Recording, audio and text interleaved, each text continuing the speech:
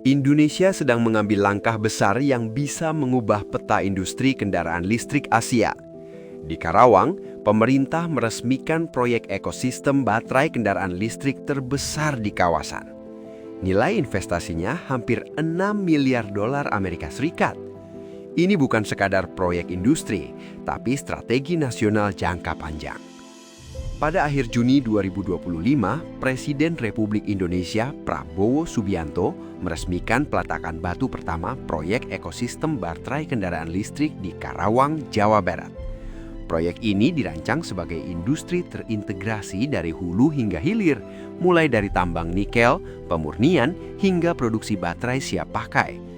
Total nilai investasi proyek ini mencapai sekitar 5,9 miliar dolar Amerika Serikat atau setara 96,04 triliun rupiah.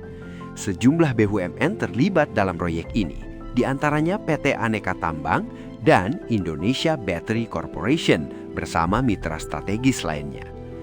Karawang dipilih karena posisinya yang strategis, dekat dengan kawasan industri, pelabuhan, dan pusat manufaktur otomotif nasional. Lokasi ini disiapkan sebagai pusat baru industri kendaraan listrik Indonesia.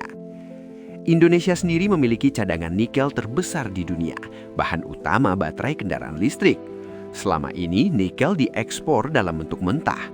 Melalui proyek ini, pemerintah ingin meningkatkan nilai tambah dan memperkuat posisi Indonesia dalam rantai pasok global. Jika berjalan sesuai rencana, proyek ini berpotensi menciptakan lapangan kerja, mendorong transfer teknologi, dan meningkatkan daya saing industri nasional. Lebih jauh, Indonesia mulai menempatkan diri sebagai pemain penting di tengah persaingan global industri kendaraan listrik. Proyek ekosistem baterai kendaraan listrik di Karawang bukan sekadar pembangunan pabrik. Ini adalah simbol ambisi Indonesia untuk naik kelas dalam ekonomi global.